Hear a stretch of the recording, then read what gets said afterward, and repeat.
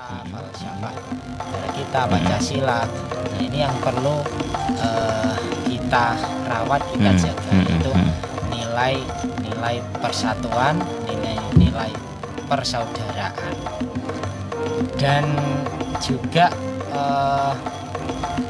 di internal kita umat Islam itu saya teringat quote dari Gus Dur itu, kita butuh Islam ramah bukan Islam marah. Yang menjaga kebersamaan ini dengan lunak sehingga ya kita beragama itu ya amar ma'ruf bil ma'ruf wa nahyun anil munkar bil ma'ruf, kira-kira semacam itu. Tidak terus kemudian kalau kok amar ma'ruf ya bil ma'ruf, nahi mungkar ya bil mungkar, itu tidak. Sikap tadi memang perlu disayangkan ya. Dan juga selalu bermuara dari pemahaman yang berbeda sehingga mudah mengkafirkan, otomatis bermula dari pengetahuan yang berbeda lah. Jadi diperlukan tadi belajar menyebarkan nilai-nilai yang Islam yang rahmatan lil alamin, yang merangkul bukan yang memukul, sehingga kata yang menakutkan tadi tidak mudah keluar. 94,7 Erlisa FM.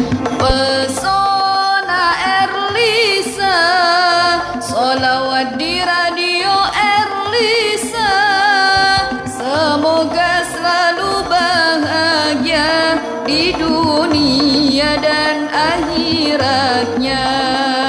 Pecinta sholawat Nabi, hidup berkah diridhoi. Assalamualaikum warahmatullahi wabarakatuh. Bismillahirrahmanirrahim. Alhamdulillahirabbil alamin. Allahumma shalli ala sayyidina wa maulana Muhammadin wa ala alihi wa sahbihi ajmain.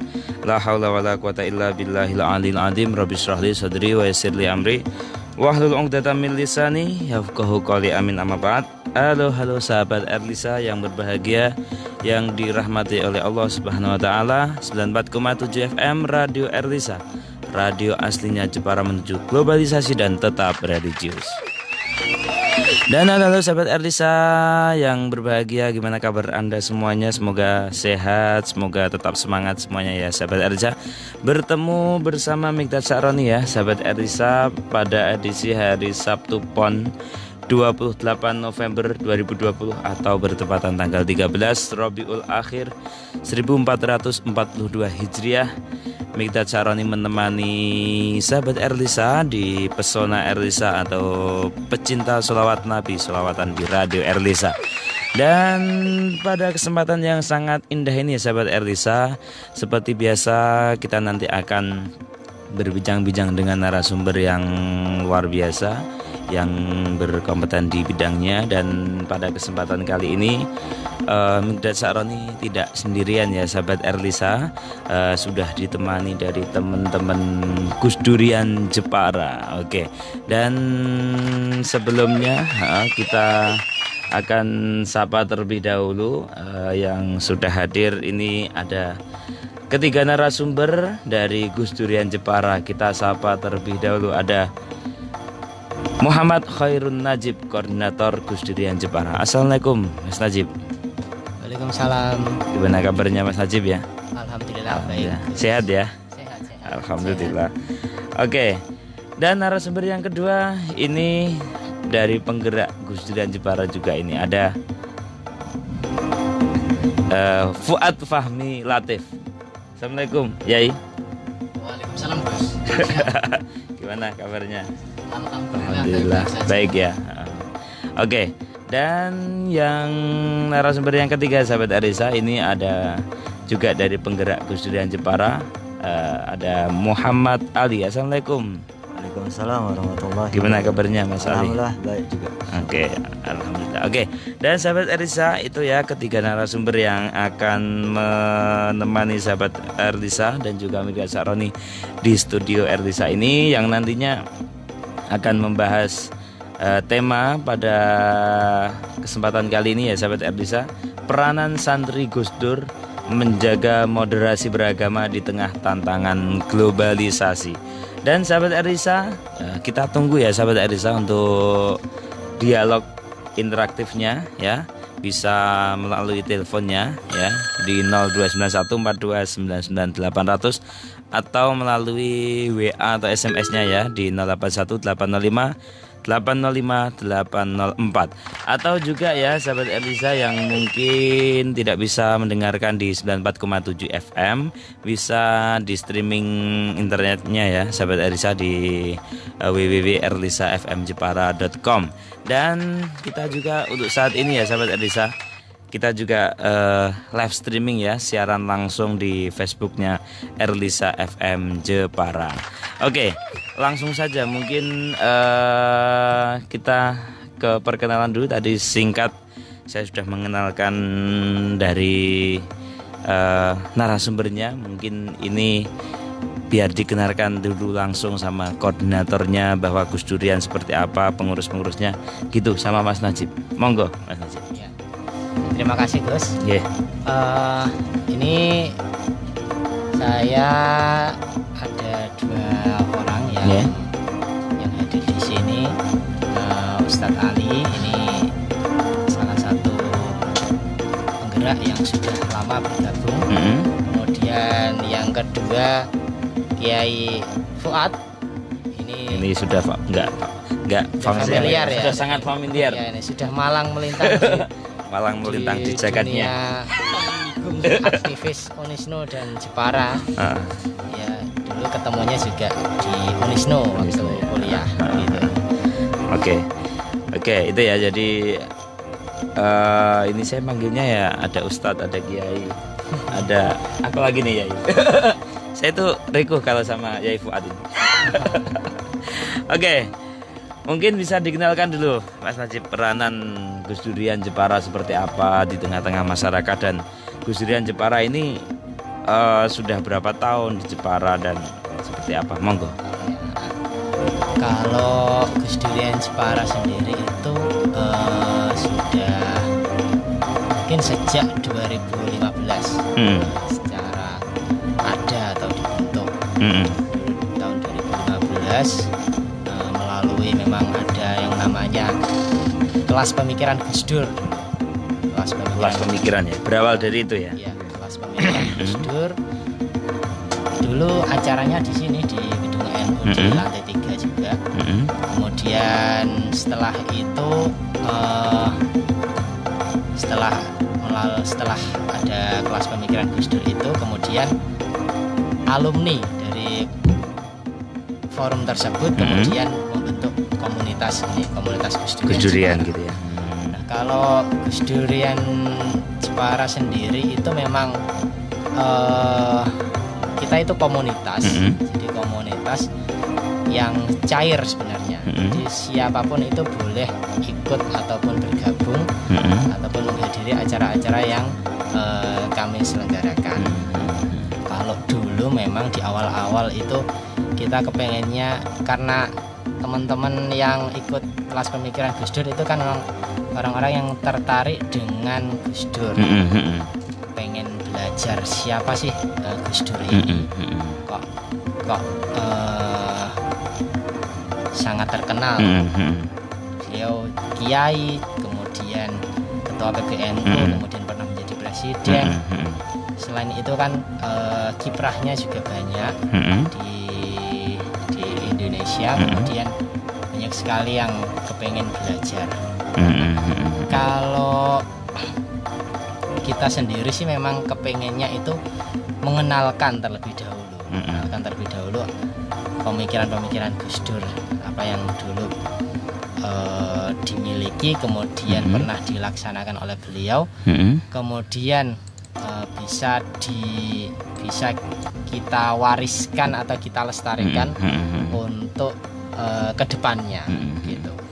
Oke, jadi Gus Durian Jepara ini awal mulanya itu tadi ya, apa namanya, dari kelas pemikiran, ya kan. Setelah itu ada tindak lanjutnya sehingga dibuatlah wadah yang namanya Gus Durian Jepara. Oke, itu ya, jadi kurang lebih untuk awal atau kita tahu berkaitan dengan Gus Durian Jepara. Dan untuk kiprahnya ya saat ini sudah begitu di masyarakat sudah dikenal ya. Iya, Kalau dikenal atau tidak, saya kurang tahu. Mungkin nanti Yai Fuad. Dia basicnya kan lebih ke masyarakat. Iya. Kiai kampung gitu ya. Cuma Kampus dan kampung. Oke, iya betul. Cuman memang kalau dari kegiatan-kegiatan kami di komunitas itu memang selain membedah bukunya Gus Dur, ya, selain membedah buku, kemudian kita juga pernah menulis tentang pemikiran beliau untuk kemudian karena kita suka, kemudian kita menuliskan salah satu atau beberapa pemikiran beliau, lalu kita bukukan, kita bedah lagi, kemudian kita juga menghadirkan Mbak Inayah Wahid, Mbak Inayah ya, putrinya Gus Dur ya, di Unisno di Unisno acaranya. ya. Itu udah lama itu atau baru-baru? Mungkin tahun 2017. Oh 2017 ya. 2018 ya. 3 tahun yang lalu ya. Ya selain itu juga karena Gus Dur ini kan dikenal dengan tokoh pluralisme ya, seorang humanis. Kita juga kepengen kita juga melakukan pendekatan seperti itu karena di Gus Durian sendiri itu anggotanya itu tidak cuma dari NU saja atau kalangan internal Islam saja, tapi juga non Muslim ataupun juga yang memiliki aliran kepercayaan yang aliran kepercayaan itu juga ikut masuk juga ya. Bisa ikut masuk. Karena apa? Karena Gus Dur juga dulu sering bertemu dengan mereka-mereka. Entah itu hanya cuma berkomunikasi atau memang ada masalah-masalah yang bisa dibantu atau diselesaikan oleh Gus Dur itu sendiri. Oke, jadi itu ya berkaitan dengan Gus Durian dan perannya seperti apa di tengah-tengah masyarakat. Oke, kalau kita menengok daripada tema peranan santri Gus Dur menjaga moderasi beragama di tengah tantangan globalisasi, ini saya mau menuju ke Romo Yai Fuad. Apa tadi Yai? Ini saya mungkin kurang begitu paham ya, Yai, berkaitan dengan moderasi beragama. Nah, ini apa makna menjaga moderasi beragama bagi Gus Durian? Monggo Yai Fuad. Ya, baik Gus, terima kasih waktunya. Sebenarnya saya itu ya kalau diundang ya atau disebut kiai itu sangat tidak pantas lah. Tapi sudah kadung lah teman-teman itu menyebut kiai supaya ini menjadi pembodohan publik secara luas. Gitu ya. Kira-kira. Jadi sudah kelasnya ya. Makomnya benar. Makomnya. Jadi yang ingin kita paling tidak sharing atau kita bagikan terkait tentang tema yang kita angkat pada kesempatan hari ini atau kita di kesempatan di Erlisa ini tentang moderasi agama, Gus. Ini tidak lain untuk menjaga kerukunan antar sesama kita sebagai anak bangsa. Itu terlepas dari satu latar belakang suku, budaya, keyakinan maupun etnis. Nah, ini sangat penting sekali dalam rangka supaya kita sebagai anak bangsa tahu bahwa hidup di tengah-tengah bangsa yang majemuk, seharusnya kita harus memahami kultur, budaya, bahkan keyakinan kita itu sangat berbeda. Dan kita itu bisa hidup rukun, berdampingan, saling berbagi, dan itu ya dibangun dan sudah menjadi karakter nilai kebangsaan kita sejak dari nenek moyang kita.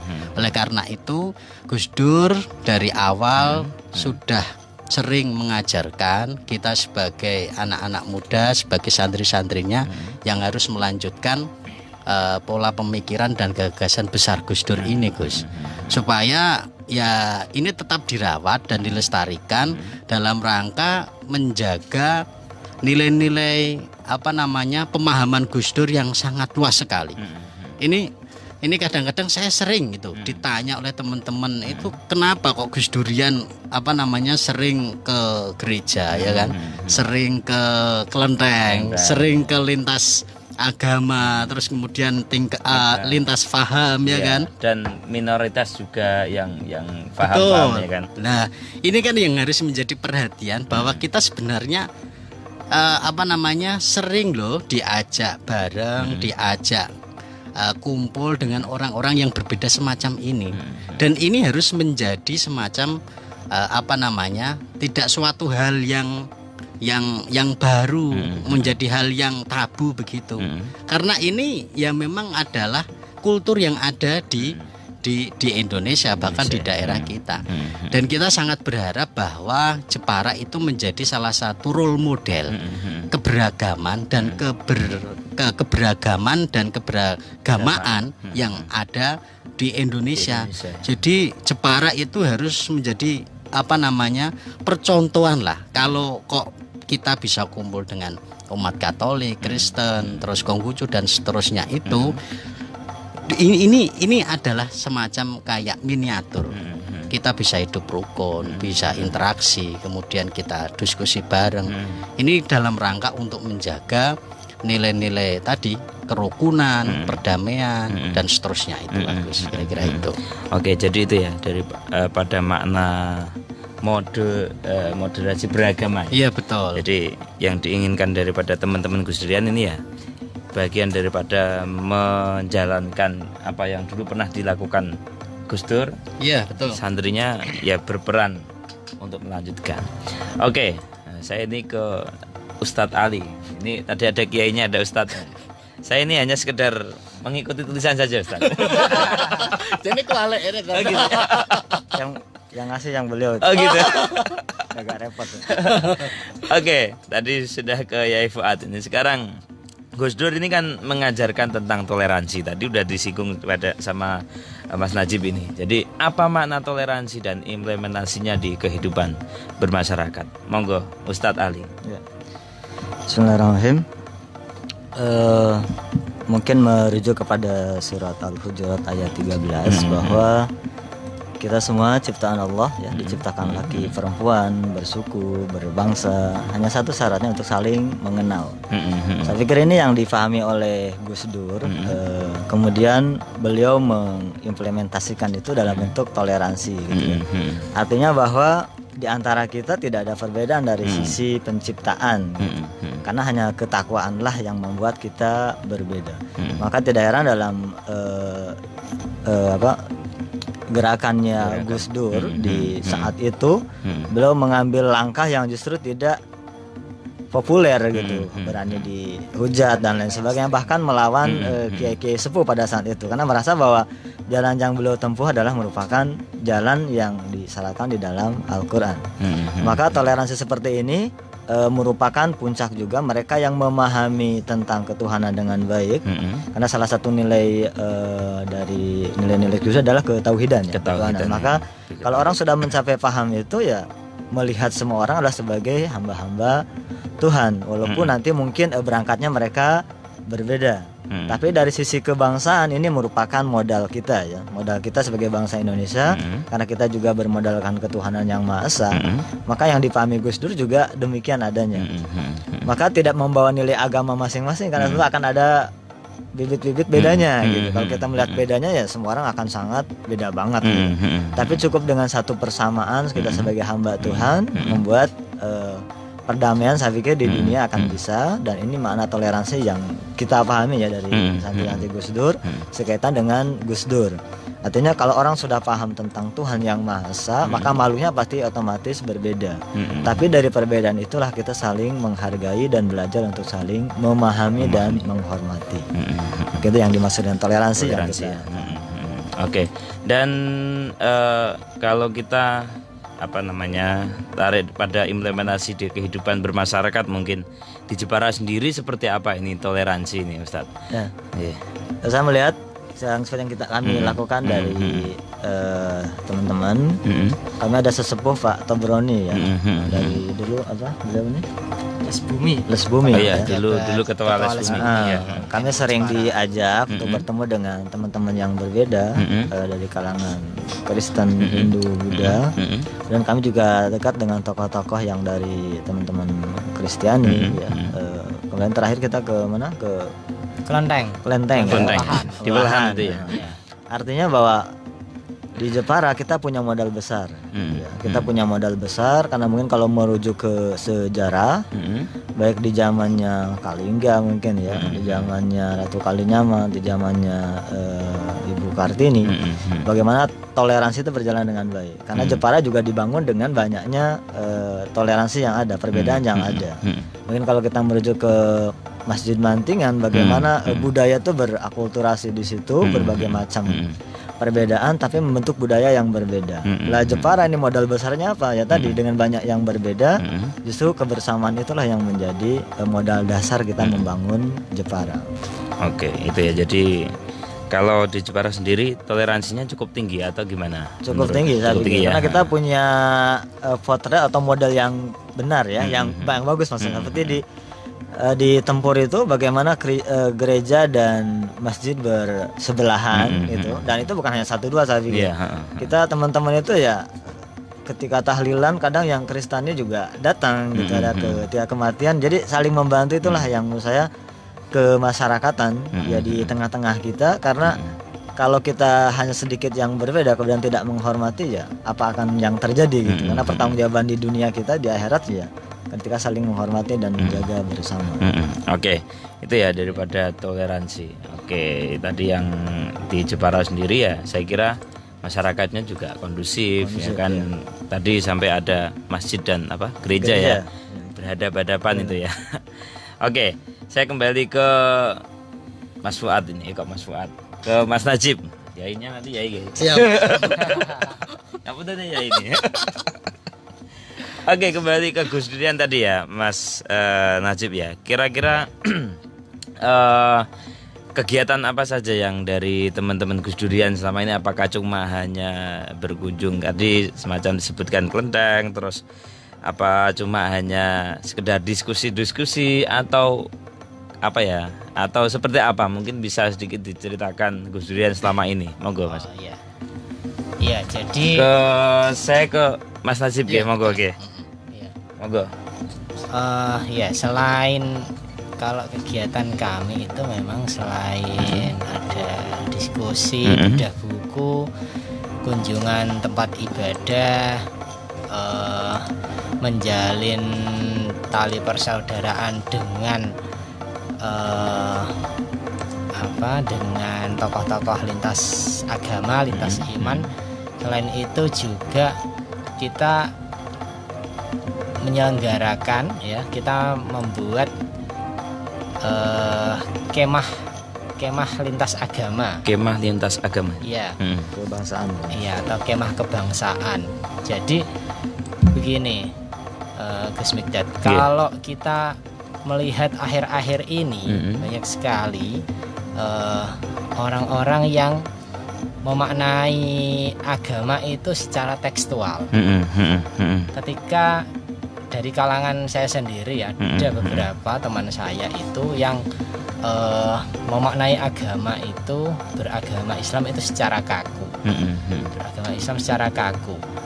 Beliau teman saya ini itu sangat anti sekali dengan mengucapkan selamat Natal, mengucapkan hari raya agama lain ya. Raya agama lain, kemudian ketika memiliki tetangga ataupun teman yang berbeda agama atau berbeda keyakinan itu sangat mencurigai apakah nanti saya dikristenkan atau dibudakan gitu kan. Nah, ini kan pemahaman agama yang menurut saya ini kurang pas. Karena kalau kita yakin dengan keimanan kita sendiri, itu pasti tidak akan goyah dengan hanya memiliki teman atau sekedar mengucapkan selamat Natal. Nah, kita membaca ini sebagai sesuatu yang perlu dibuat sejak dini, mengenalkan pihak-pihak atau orang-orang, teman-teman yang berbeda agama atau berbeda keyakinan.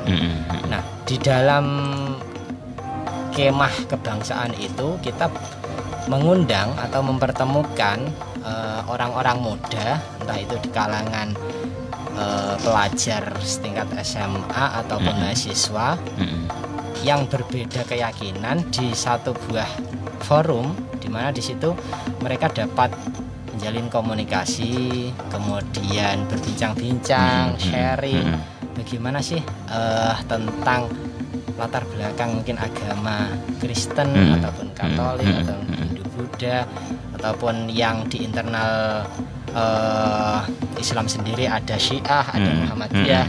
Kebetulan ini Ustadz Ali ini kan salah satu saudara Syiah. Ya. Nah itu bagaimana? Kemudian kalau kita ada yang pepatah mengatakan kan tak kenal maka tak sayang. Tak kenal maka tak sayang, betul ya. Kami melihat bahwa perilaku mencurigai, kemudian membenci kepada kelompok lain itu berawal karena kita itu tidak kenal, gitu ya. tidak kenal, tidak memahami.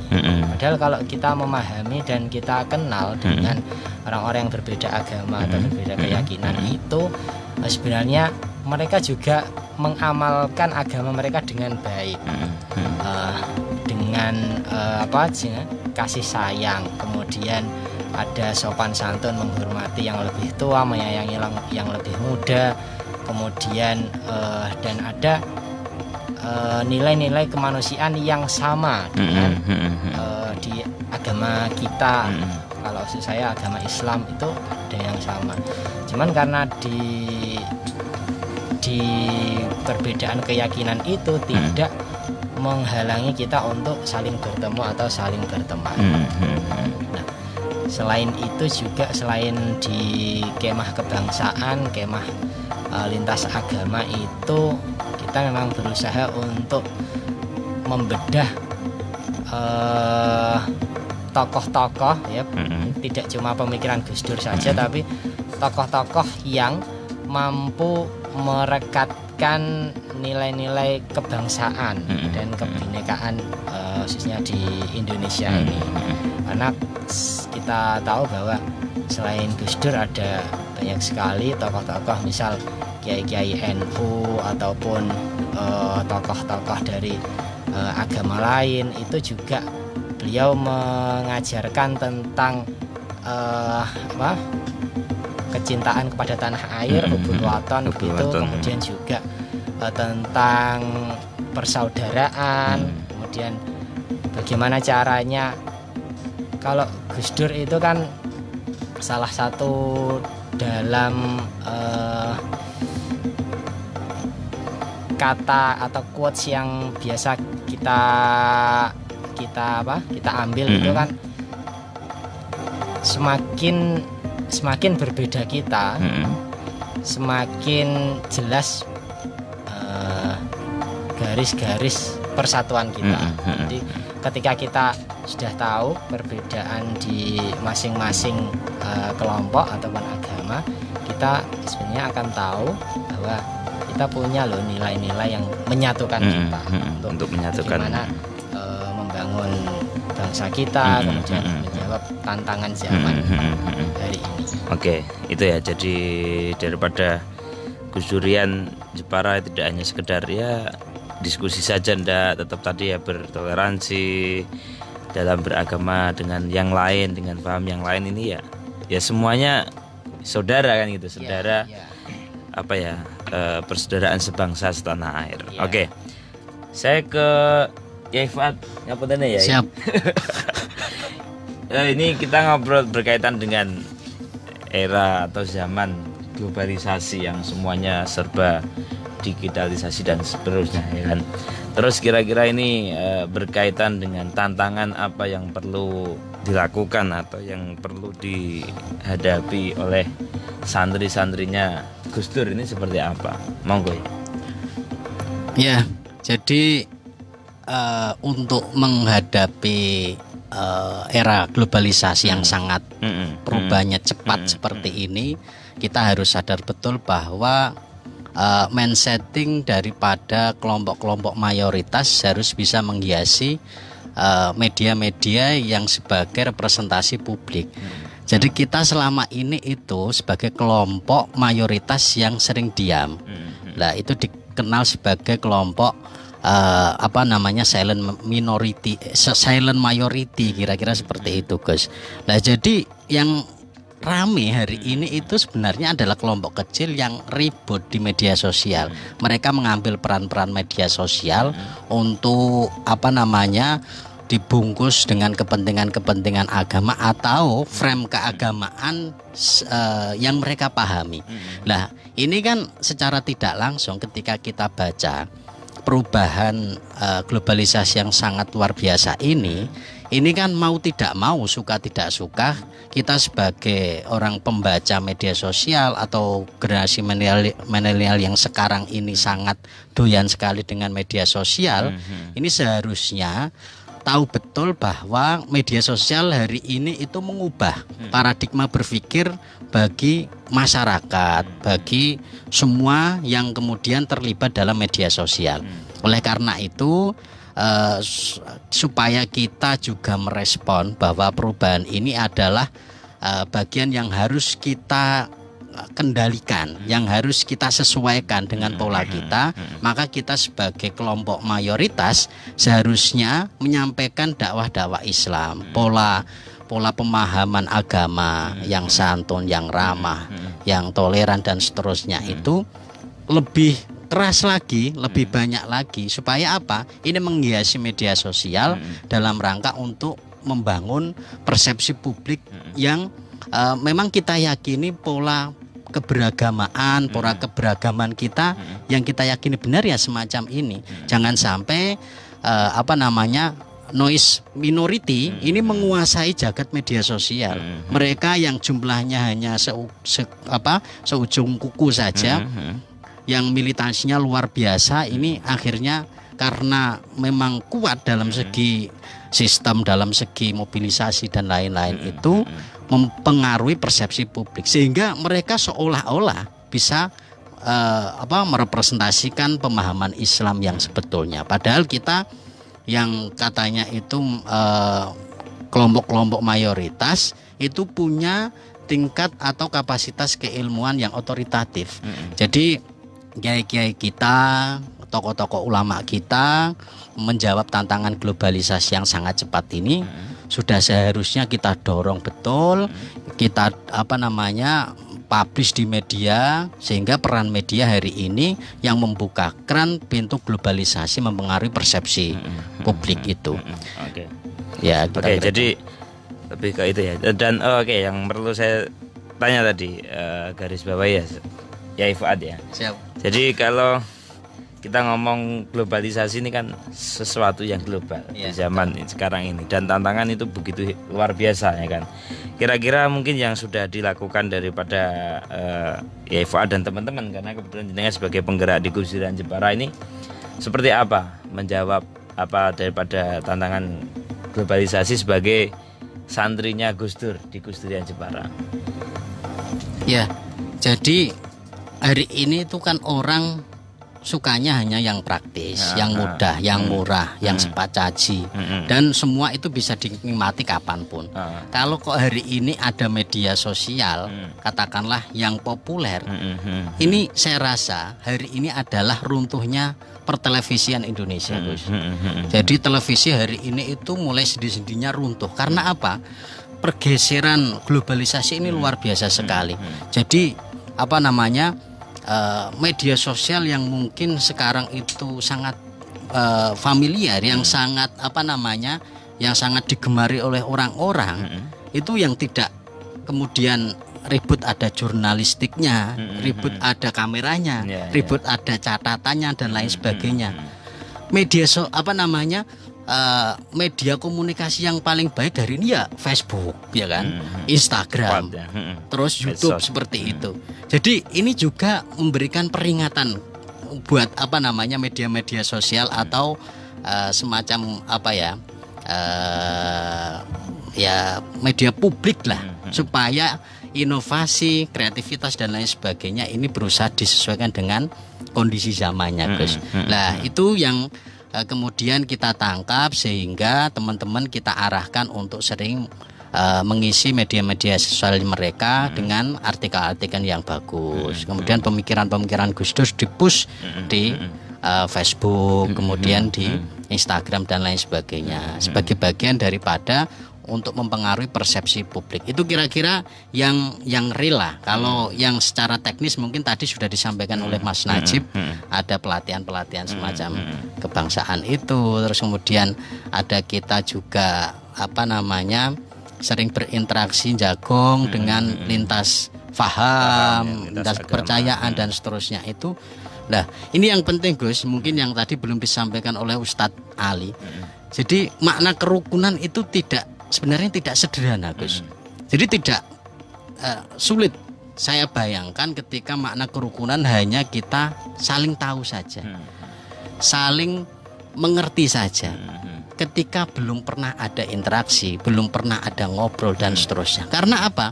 Kerukunan itu dibentukkan dengan perangkat-perangkat yang namanya emosional. Kita bicara hati ke hati dan seterusnya. Nah, ini adalah pola yang menurut saya sendiri mungkin ya, yang paling tepat dalam rangka untuk menyelesaikan konflik-konflik landscape yang ada di masyarakat. Karena ini sulit dibayangkan ketika ada konflik agama katakanlah. Ini kalau kita tidak punya komunikasi yang baik, tidak punya interaksi yang baik, punya kedekatan yang baik. Coba ini klarifikasinya seperti apa? Mesti kan seolah-olah ketika ada benih-benih konflik semacam ini kan seperti hanya bola api yang kadang suatu saat akan bisa meletus Gus, gitu loh kira-kira. Nah, jadi ini adalah salah satu pola yang kita gunakan juga dalam rangka supaya benih-benih konflik beragama maupun keberagamaan ini menjadi bisa cair dan lebih bisa kemudian kita kendalikan dengan baik. Kira-kira itu Gus. Oke, siap. Jadi serasa saya kuliah lagi nih Mas Najib. Jadi kayak kita dengar dari dosa-dosa gitu. Apa dan Yai? Oke, karena asik sekali ya, dan saya ke Ustadz Ali nih karena urut ya biar gitu ya. Ya. Jadi ngapunten nih ya ini. Biar kita berbagi. Oke, saya ke Ustadz Ali ya, berkaitan ini tadi disampaikan bahwa Gus Dur ini kan selalu membela kebenaran, selalu membela kaum minoritas, ya kan? Nah, ini apa sih yang membuat Gus Dur ini kok sampai membela yang minoritas, membela yang kebenaran dan sebagainya, bahkan sampai semuanya biar menyalahkan semua Gus Dur tidak membela. Saya masih ingat ketika itu ada Inul Daratista itu tuh ya. Yang Inul ya. Iya. Terus juga pernah semuanya memuji Ahmadiyah. Gus Dur ini membela inilah, ini ada apa? Kenapa sih Gus Dur sampai membela seperti itu? Monggo Ustadz Ali. Ya, mungkin kalau kita merujuk kepada aslinya kan manusia itu cenderung kepada kebenaran. Fitrahnya manusia itu cenderung kepada kebenaran. Kemudian suka membela mereka yang dilemahkan. Kenapa? Karena para nabi pun gerakannya adalah berangkat dari mustadafin, orang-orang yang lemah gitu. Kalau kita melihat sejarah bahwa hampir semua nabi itu berangkat dan bersama orang-orang yang tertindas. Karena mayoritas masyarakat dunia ini ya orang-orang tertindas, lemah gitu kan, termarginalkan. Dan hanya segelintir elit saja yang mereka berusaha untuk mengambil hak-hak minoritas itu tadi. Memang kalau kita merujuk kepada surat Al-Qasas ya, ayat 5, bahwa dunia itu akan diwarisi oleh orang-orang yang tertindas. Artinya apa? Bahwa aslinya orang-orang yang tertindas itu akan melawan. Karena mereka orang yang lemah dan kekuatannya hanya Tuhan, maka itulah yang diberi oleh Gus Dur. Bukan masalah benar tidaknya tentang tadi beberapa teman itu ya, tapi ada hak-hak yang diambil. Nah, gitu sekarang ini kan hampir semua orang tuh merasa haknya diambil, kemudian tidak ada pembelaan. Ya, mereka hanya berdoa kepada Tuhannya. Maka dalam agama kita Rasulullah mengajarkan bahwa untuk berhati-hati menindas orang-orang yang lemah gitu. Karena sandaran dia hanya Tuhan. Sekali angkat tangan ya kelar hidup lo kan gitu. Gitu ya. Nah, ini yang perlu kita waspadai. Dan Gus Dur juga sudah mewanti-wanti hal ini gitu. Artinya saya melihat bahwa karena keimanan yang luhur lah ya, karena ketakwaan yang puncak itulah terutama para sufi ya. Kita tahu bahwa Gus Dur juga sufi sejati gitu. Dia senang ziarah dan sebagainya. Sufistik juga. Sufistik, karena mereka memahami bahwa mereka yang dekat dengan Tuhan harus membela orang-orang yang tertindas, yang penolongnya hanya Tuhan saja. Itu orang-orang yang lemah tadi. Ya. Nah, masalahnya adalah kita sekarang ini menghadapi dunia global yang kalau kita baca juga ya bahwa hanya segelintir elit yang punya hak kuasa terhadap sumber daya alam, tentang pengontrolan dunia gitu. Sedangkan mayoritas orang-orang yang dilemahkan itu tadi. Maka relevansi apa yang diperpanjangkan oleh Gus Dur yang meneruskan misi para nabi dan para wali ya menjadi kewajiban kita sebagai santri Gus Dur. Mereka-mereka yang punya hati nurani untuk sama-sama bangun dan bangkit membela mereka-mereka yang haknya dirampas itu tadi. Maka kita melihat bahwa perjuangan Gus Dur walaupun harus melawan mayoritas misalkan umumnya orang, selama itu ada hak yang tertindas ya resikonya adalah tadi dikucilkan, diasingkan. Karena memang sepanjang sejarah orang-orang yang bersama orang-orang yang lemah itu mesti musuhnya banyak ya. Oke. Dan itu hanya bisa dilakukan oleh Gus Dur sendiri ya. Pada saat itu ya. Tapi saat ini siapa gitu? Kita juga harus terlibat di sini. Dan Gus Dur oke, saya kembali. Jadi Gus Dur ini kan kalau kita ditinggalkan semua oleh Gus Dur sudah kurang lebih 11 tahun yang lalu. Dan Desember biasanya lebih karena bulannya Gus Dur. Saya mau tanya ke Mas Najib nih. Jadi ini kan sudah haul Gus Dur yang ke-11. Nah, kira-kira apa yang akan dipersiapkan dari teman-teman Gus Durian Jepara? Apakah mau mengadakan haul atau pengajian virtual nanti kayaknya atau nanti seperti apa, atau mungkin mendatangkan siapa tadi Mbak Inaya yang sudah pernah, atau seperti apa? Monggo Mas Haji mungkin bisa disampaikan. Iya, kalau setiap tahun itu memang biasanya kita ataupun komunitas-komunitas Gus Dur yang lain itu mengadakan yang namanya haul Gus Dur. Cuman karena ini memang musim corona ada pandemi, kami belum tahu untuk nanti apakah menyelenggarakan acara. Kalau sebenarnya peringatan haul itu kan tidak harus dengan acara yang besar kemudian mendatangkan orang yang banyak. Mungkin karena kalau ini sedang pandemi, mungkin nanti kita membuat haul yang mungkin dari internal komunitas dulu. Tapi biasanya juga kita itu menghadiri haul Gus Dur yang di Ciganjur ya. Keluarga Gus Dur. Seperti yang tahun kemarin kita yang dari Jepara juga hadir di sana ya, ikut serta ya. Ya, mungkin sepertinya untuk tahun ini mungkin tidak ada ya acara yang haul yang mendatangkan banyak orang. Mungkin juga atau ada opsi memang dibuatkan acara memang virtual ya. Virtual, terus nanti ya ikut hadir secara virtual ya. Kalau virtual kan tidak perlu hadir secara fisik, yang penting kuota atau nyangkut wifi nyangkut tetangga. Oke, jadi untuk selama ini, untuk kalau tahun-tahun biasanya memang sering ada kegiatan apa gitu dalam rangka hal gitu ya. Untuk tahun ini mungkin ya lebih ke virtual itu ya, karena kita masih dalam suasana pandemi itu ya. Betul. Oke, sebelum kita nanti lanjutkan, saya sampaikan juga kepada sahabat RD saya, mungkin yang ingin telepon atau tanya-tanya kepada narasumber ya, sahabat RD saya bisa gabung ya, bisa telepon juga di 029142998800 atau bisa SMS atau WA ya sahabat Arisa di 081805805804. Oke, dan sahabat Arisa juga bisa menulis langsung ya komentarnya, mungkin tanya-tanya kepada narasumber saya yang sudah luar biasa ini, sudah memberikan satu ilmu pemahaman tentang bagaimana peranan santri Gus Dur ini dalam menjaga moderasi beragama di tengah-tengah tantangan globalisasi ini. Mungkin di antara sahabat Arisa yang ingin bertanya ya bisa ya, saya tunggu ya sahabat Arisa.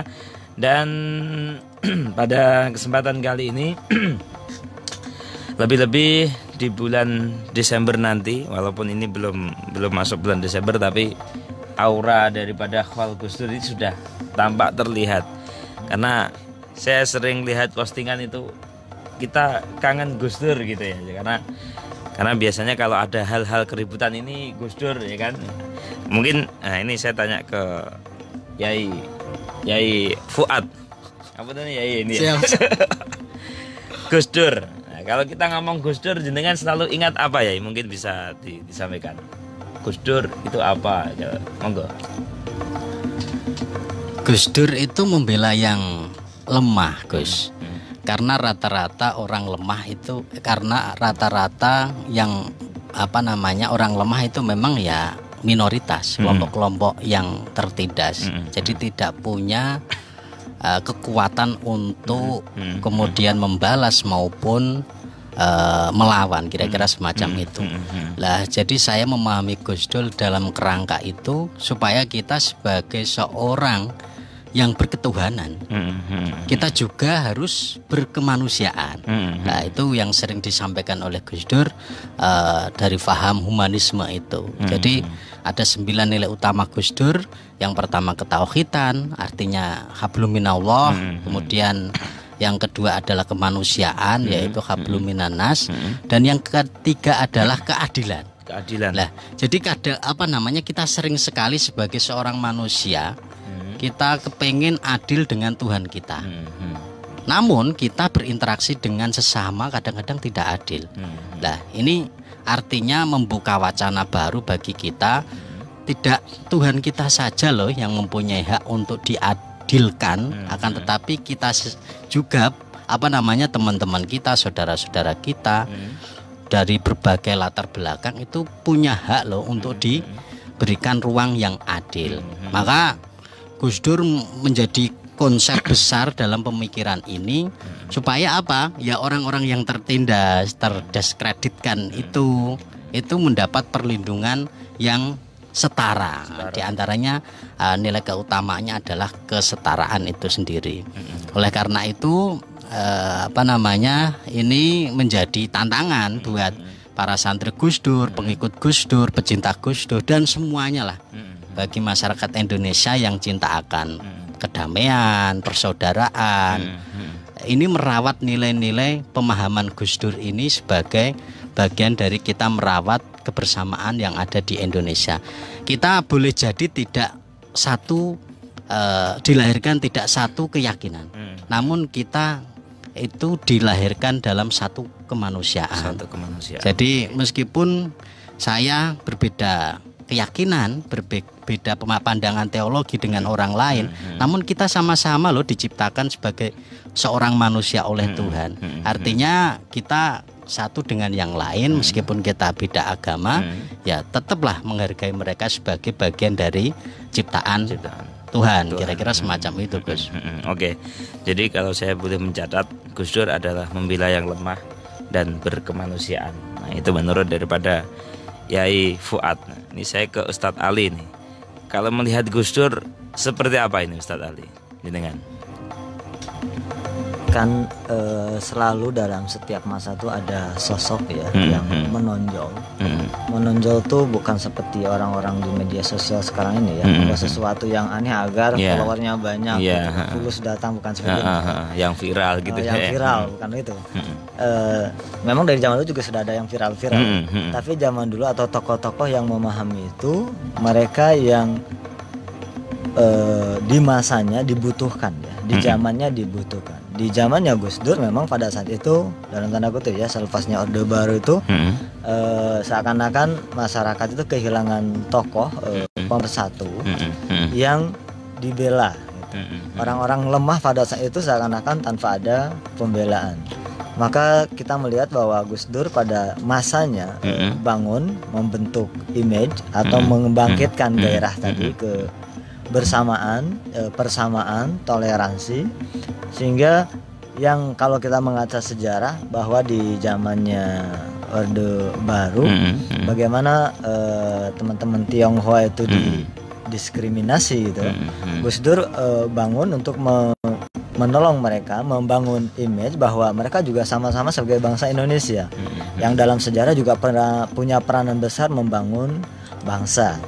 Sehingga pada saat itu tahun baru apa Mas?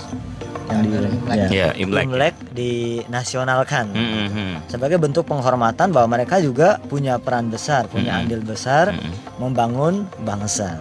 Sehingga Gus Dur bagi teman-teman Tionghoa memiliki peranan besar, dan mungkin pemahaman kita seakan-akan ya kayak mayoritas Muslim, Tionghoa itu seakan-akan nggak ada Muslimnya misalnya. Padahal juga kita tahu peranan sekali Muslim dari Tionghoa juga nggak sedikit gitu.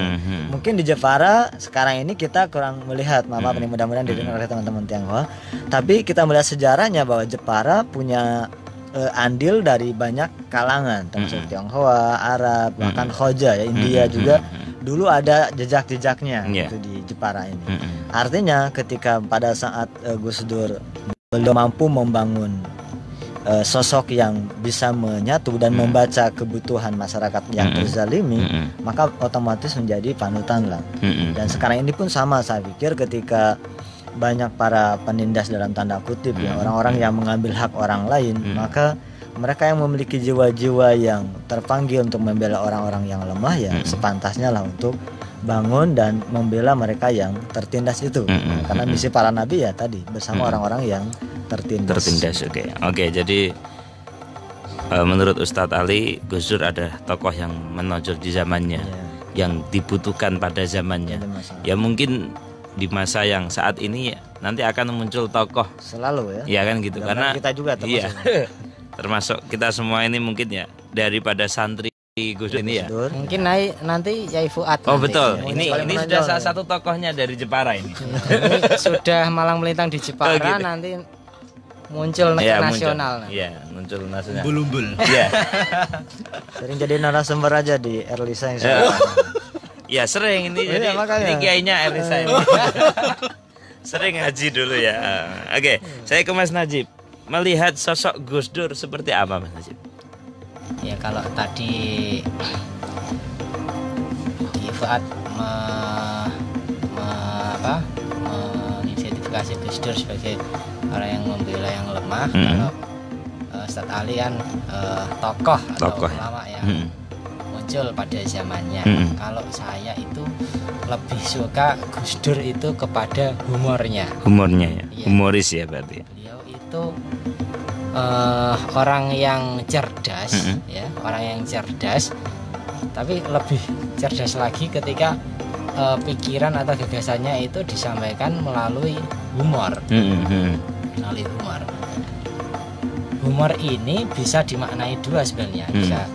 Yang pertama itu memang pada momen untuk mencairkan suasana, atau yang kedua itu sebagai kritik, kritik kepada kritik ataupun sarkas kepada entah itu pemerintah ataupun kepada kelompoknya sendiri, internal NU sendiri. Juga kadang Gus Dur itu membuat humor-humor yang itu sebenarnya autokritik bagi NU. Oke, itu ya. Jadi Gus Dur lebih ke humorisnya ya. Iya, betul. Jadi karena kadang itu kalau kita sampaikan secara secara biasa gitu, itu orang nggak akan mendengarkan. Tapi kalau kita ngomong disampaikan dengan ada humornya sedikit, itu malah menjadi paham gitu ya. Iya. Seperti halnya ngaji ya. Ngaji ya golek iki ini lucu. Kan gitu ya. Jadi seakan-akan itu ya apa ya, orang itu mungkin sudah sibuk dengan kegiatannya, dengan apa, sehingga kurang hiburan ya. Itu yang lucu aja ya. Oke. Itu ya. Dan sahabat Elisa, sebelum kita ke pesan-pesan kita, ini ada beberapa yang sudah memberikan komentar ya sahabat Elisa di Facebooknya Elisa FM Jepara. Ini ada dari Ihsan Abdullah. Betul ya. Oke, ini hanya memberikan komentar menyimak. Dan yang kedua ini dari Ali Haidar, ini juga menyimak ya. Dan yang di WA-nya mungkin belum, masih malu-malu ini ya, iya. Atau mungkin karena apa ya, kuliahnya ini terlalu tinggi. Jadi harapan bagi masyarakat, bagi pemirsa Erlisa, juga bagi pendengar Erlisa dimanapun, pada masyarakat, terkait dengan Gus Dur dan nilai-nilai dan juga pesan yang ingin disampaikan Gus Dur yang bisa kita teladani. Monggo dimulai dari Yai Fuad. Ya, dari pemahaman saya tentang Gus Dur yang harus terus kita rawat dan kita pelihara adalah membaca Gus Dur dari pemikiran yang membuat kita itu dengan orang lain dari persamaannya saja. Jadi kalau kita itu banyak perbedaan loh, banyak sebenarnya loh titik-titik persamaan kita. Jadi jangan dilihat dari titik-titik kesalahannya, namun kita harus lihat dari titik persamaannya. Karena itu adalah karakter budaya bangsa yang sejak dari 3,5 abad lamanya kita belum berpancasila tanpa nama, Gus. Lah jadi kalau ini dibentuk dalam satu konstitusi kenegaraan atau kebangsaan, sebenarnya kita sudah diajari oleh para nenek moyang kita hormati yang lebih muda, kemudian disayangi dan seterusnya. Dan itu adalah karakter nilai-nilai bangsa Indonesia. Dan hendaknya ini juga kemudian diimplementasikan di tingkat daerah maupun dimanapun itu. Jadi kita memang terus ingin ya kampanye, atau paling tidak kita tidak muluk-muluk lah bagi saudara-saudara kita atau teman-teman kita sendiri lah. Pemahaman Gus Dur yang semacam ini seharusnya menjadi pelajaran, nilai yang sangat penting buat kita, bahwa menjaga nilai-nilai kebersamaan, nilai-nilai persatuan itu sangatlah penting. Kita diikat oleh yang namanya tali kebangsaan ini supaya kita memahami bahwa kita berbeda namun bisa bersatu atau bersama. Jadi keperbedaan itu adalah bagian dari kebersamaan. Oleh karena itu yang dilihat ya nilai-nilai yang sama. Jangan sampai perbedaan itu kemudian menjadi kita itu semakin terpecah belah dan seterusnya itu. Maka moderasi beragama ini sebenarnya supaya kita tetap menjadi bangsa yang rukun, adil, makmur, terus kemudian damai. Kita tidak mau seperti Suriah, Irak, Timur Tengah yang bergejolak semacam itu. Kita sangat cinta budaya kita, warisan-warisan nenek moyang kita yang memelihara nilai-nilai persamaan itu sebagai modal kekuatan bangsa ini tetap utuh. Kira-kira begitu, Gus. Oke, jadi pesannya kurang lebih kita bisa bersama, kita bisa bersatu dalam kebangsaan, dan supaya kita bisa rukun damai seperti itu ya. Oke, saya ke Ustadz Ali. Pesan dan harapan mungkin bisa disampaikan pada masyarakat, pada pendengar Elisa, pemirsa semuanya, berkaitan dengan keteladanan daripada Gus Dur itu sendiri. Monggo Ustadz Ali. Saya melihat bahwa sebagaimana para sufi ya, alim, para ulama kita, mereka yang sudah memahami ketuhanan Islam dengan benar, bukan menonjolkan dari sisi ibadahnya saja, tapi justru kebermasyarakatan. Seperti banyak hadis kita melihat bahwa Rasulullah mengatakan, apabila kita membiarkan ada tetangga yang kelaparan dan lain sebagainya, maka bukan dari golongan kami. Atau ada tetangganya yang terzalimi yang tidak kita membela, juga bukan dari golongan kami. Kami melihat bahwa pesan Gus Dur itu nilai-nilai itu sepanjang sejarah akan senantiasa ada. Tapi para pelakunya itu yang perlu kita mencari. Sebagaimana kata Sayyidina Ali bahwa kenalilah kebenaran baru cari orang-orangnya. Artinya nilai-nilai yang ada yang diajarkan oleh hati nurani, oleh Al-Quran, oleh para nabi itu senantiasa ada dan selalu hidup. Tapi yang menghidupkan adalah tentu orang-orang, para tokoh. Maka kita belajar dari Gus Dur di zaman sekarang ini, kita perlu mengimplementasikan nilai-nilai itu sehingga kita menjadi bagian dari kebenaran, menjadi bagian dari Islam yang bukan hanya menonjolkan dari sisi ibadah, karena ibadah itu adalah urusan kita dengan Tuhan.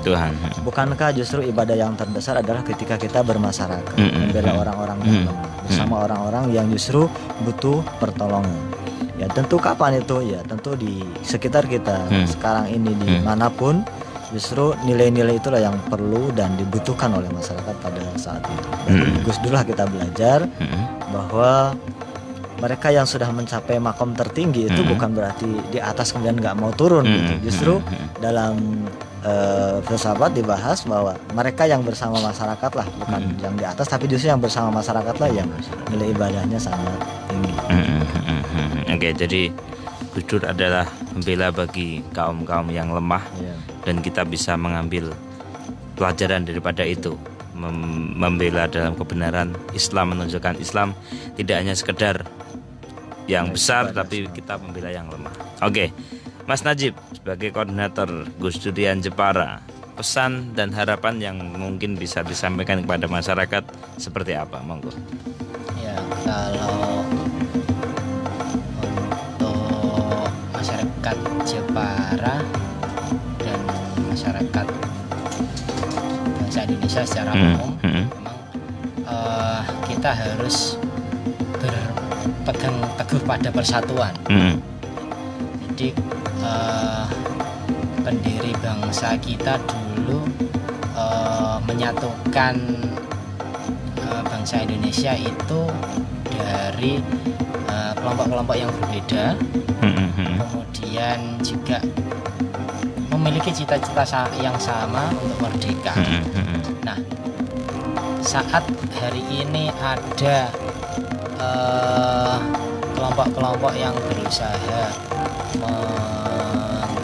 merongrong atau mengganti nilai-nilai luhur negara kita, falsafah negara kita, Pancasila. Nah, ini yang perlu kita rawat, kita jaga, itu nilai persatuan, nilai persaudaraan. Dan juga di internal kita umat Islam itu, saya teringat quote dari Gus Dur itu, kita butuh Islam ramah, bukan Islam marah. Kita butuh Islam ramah, bukan Islam marah. Jadi kalau kita ingin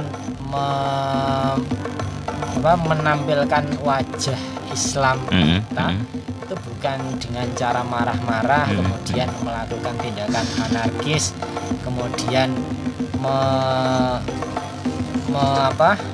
mendatangkan massa yang banyak. Kemudian melakukan tindakan-tindakan anarkis gitu. Tapi dengan wajah yang ramah, Islam yang ramah, ini yang perlu kita lakukan saat ini. Dan itu memang perlu kita lakukan tidak hanya di ruang-ruang publik, tapi juga memang melalui media sosial itu tadi. Karena hari ini orang itu daripada menonton TV, itu lebih sering itu membuka media sosial. Nah, jadi media sosial ini salah satu wadah yang kuat begitu, yang bisa kita pilih untuk menyebarkan gagasan-gagasan, baik gagasan-gagasan dari Gus Dur maupun tokoh-tokoh yang lain yang di situ bisa memperkuat sifat persatuan, persaudaraan, kemudian kesetaraan bagi seluruh rakyat Indonesia. Oke, itu ya jadi pesan daripada Mas Najib berkaitan dengan pada masyarakat adalah tentang persatuan, persaudaraan, dan kesetaraan. Nah, seperti itu ya. Oke, ternyata waktu 1 jam sangat cepat sekali ya. Tadi kita mulai setengah 4, ini sudah hampir jam 5 ya. Oke, ini kita baca lagi, ada satu komentar ini dari Habib Ricardo. Pembahasannya sangat bagus, jadi enak menyimaknya. Oke, hanya gitu ya. Jadi ini semacam kayak kuliah tadi ya. Tidak ada yang bertanya ya. Belum ada. Oke, mungkin ini ada masuk lagi dari Ihsan Abdullah ya. Sore Pak, sebelum saya bertanya, perkenalkan nama saya Ihsan. Asal dari Madura, Jawa Timur. Nah, ini pertanyaannya, bagaimana kita menyikapi seseorang yang tidak menghargai perbedaan dan bahkan mereka menekan kita untuk mengikutinya? Ini seperti apa? Monggo bisa ditanggapi dari ketiga narasumber. Jadi lebih ke apa ini? Menekan bagaimana ya kan kita menyikapi seseorang yang tidak menghargai perbedaan. Ini seperti apa? Monggo dari siapa dulu ini? Ifat dulu. Oh ya, Ifat. Manut Pak Ketua ini. Monggo ya, Ifat. Jadi itu ya, tentang apa namanya menyikapi atau berinteraksi dengan seseorang yang tidak menghargai dengan perbedaan. Jadi ini memang adalah tantangan buat kita bersama, terutama adalah komunitas Gus Durian ini memberikan pemahaman bahwa kita itu meskipun berbeda sebenarnya kita bisa saling memahami dan saling bisa bersama, kira-kira semacam itu. Jadi ketika kita ketemu dengan orang-orang yang tidak suka ketika kita berbeda dengan arti perbedaan, dengan beda kultur dan kebudayaan, bahkan faham dan keyakinan, ya memang orang semacam ini harus banyak dikuliahi, diedukasi lah. Dan kita sebagai orang yang tahu tentang nilai-nilai perbedaan ini, ya sebisanya kita kalau bisa mengedukasi, kalau tidak bisa ya memang kita menerima orang yang semacam itu. Karena gimana lagi, kalau masyarakat kita itu memang belum siap dalam rangka dalam perubahan yang kulturnya berbeda semacam ini, itu kan tentunya adalah tanggung jawab kita bersama, Gus. Jadi kita sama-sama memberikan pemahaman, meskipun kita berbeda namun bisa tetap saling menghargai dan menghormati. Oleh karena itu ya ini adalah sampai hari ini kita tetap masih berjuang supaya ya nilai-nilai perbedaan itu adalah bagian dari kebersamaan. Sehingga kita terus kampanye memberikan meng-share, kemudian saling berbagi kepada teman-teman kita sendiri. Kalau kita tidak bisa mempengaruhi orang banyak, maka cukuplah kita pertama kali memulai diri kita sendiri, lingkungan, kemudian teman-teman kita sendiri. Itu kira-kira. Oke, itu ya. Jadi berkaitan dengan yang ditanyakan sama Mas Ihsan Abdullah ini dari Madura, Jawa Timur. Mungkin ada tambahan dari Ustadz Ali mungkin atau Mas Najib? Nah, monggo.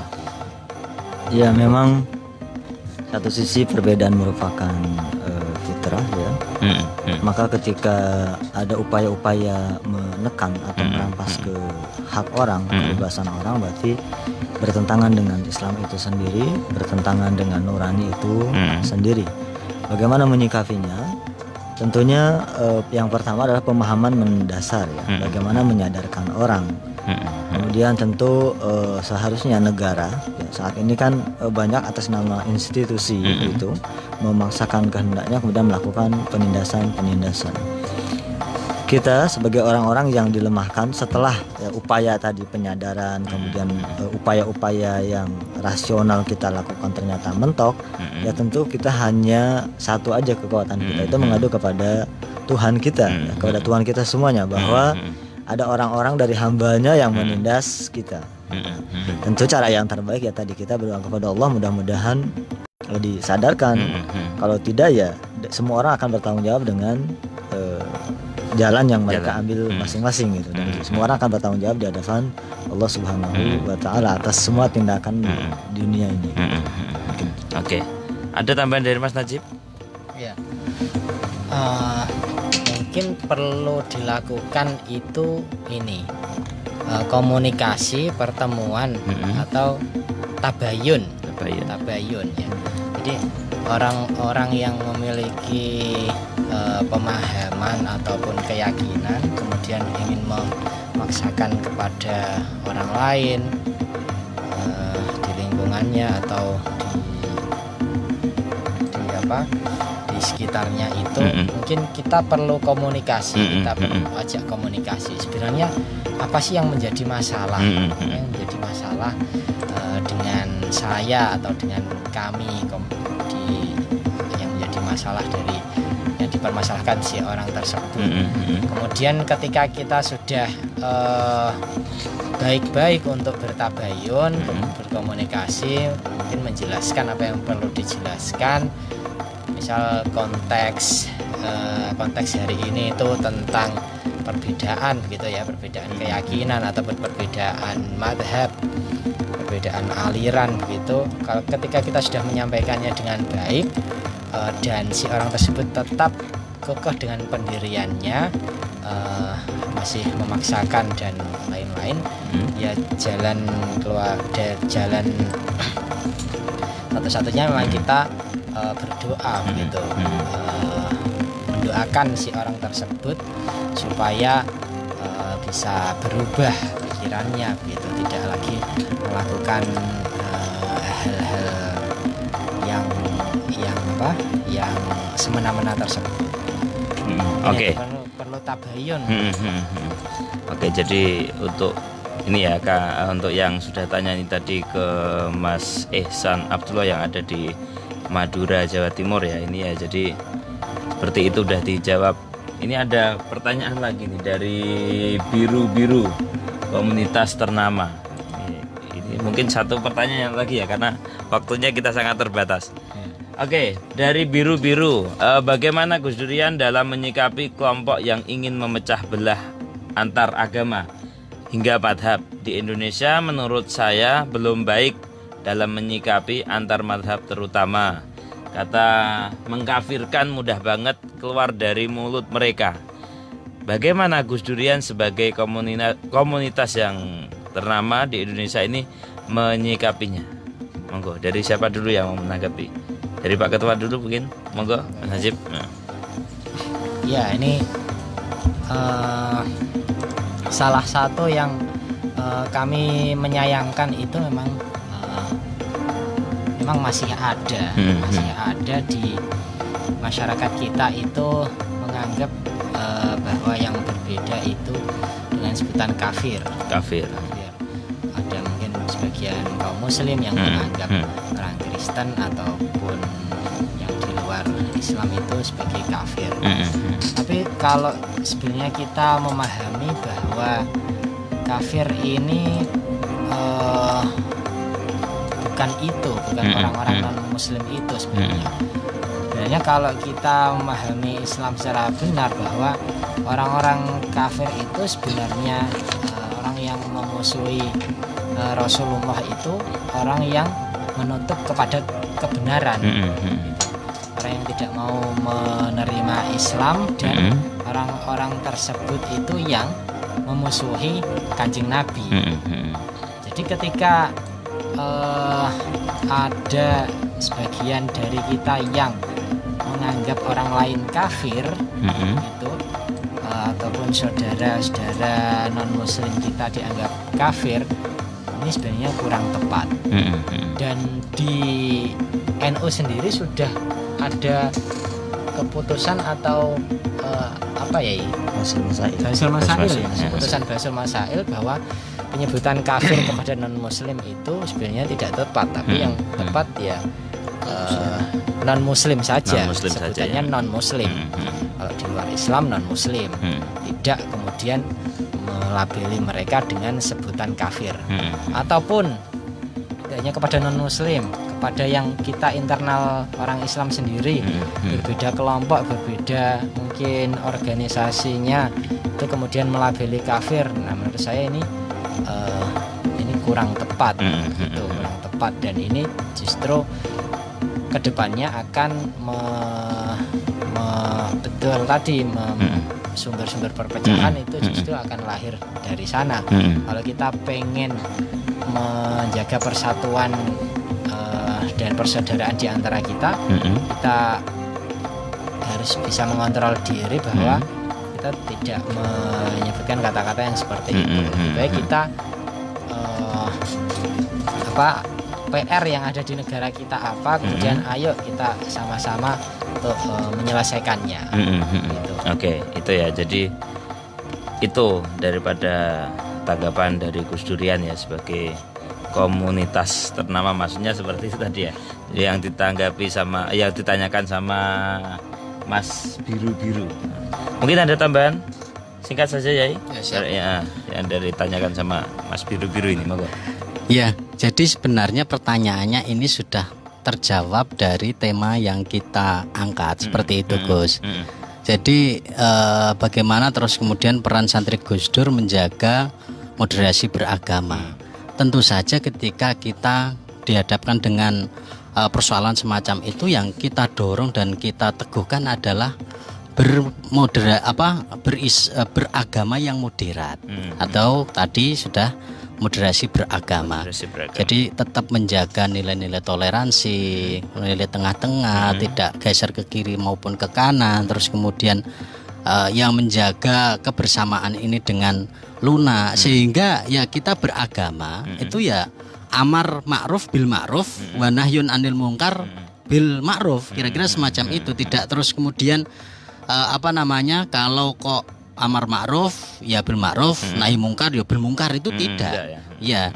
Jadi ini harus tetap kita jaga dalam rangka supaya kita sebagai anak bangsa menjaga moderasi beragama ini adalah solusi terbaik menjawab kegelisahan dunia yang bergejolak. Jadi kalau ini menjadi solusi terbaik, ya seharusnya kita terus dorong dipahamkan kepada publik atau masyarakat supaya apa? Ya kalau kita itu berbeda, itu bagian dari rahmat loh dari Tuhan kita, supaya kita lebih bisa menerima atau beragama dengan enjoy, dengan enak begitu. Kira-kira semacam itu, Gus. Oke. Dari Ustadz Ali ada tanggapan mungkin yang tanyakan sama Mas Ya, Dili? mungkin sikap tadi memang perlu disayangkan ya. Dan juga selalu bermuara dari pemahaman yang berbeda sehingga mudah mengkafirkan, otomatis bermula dari pengetahuan yang berbeda lah. Jadi diperlukan tadi belajar menyebarkan nilai-nilai yang Islam yang rahmatan lil alamin, yang merangkul bukan yang memukul, sehingga kata yang menakutkan tadi tidak mudah keluar gitu. Ya.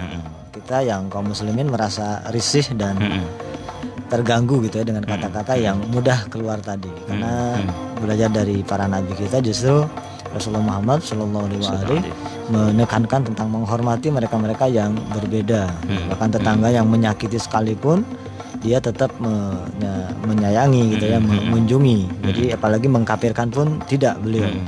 Jadi pemahaman yang benar saya pikir diperlukan di sini, belajar kembali, menggali kembali, dan contoh dari para tokoh tentunya ya untuk memberikan contoh yang baik. Dan juga tentu peran negara harus hadir di tengah masyarakat, sehingga benturan-benturan yang semakin lama kalau dibiarkan semakin meruncing ini perlu diselesaikan istilahnya ya. Negara perlu hadir, para ulama perlu memberikan contoh, dan masyarakat manut dengan kiainya gitu. Jangan jadi umat-umat yang liar, sehingga jauh dari nilai-nilai contoh yang disampaikan oleh Rasulullah Muhammad Shallallahu Alaihi Wasallam. Oke, terima kasih itu yang ditanyakan sama Mas Biru-Biru. Oke, dan ini ada komentar dari Mas Ihsan lagi ya. Baik, terima kasih atas tanggapannya yang luar biasa. Sukses selalu buat Elisa FM Jepara. Elisa FM.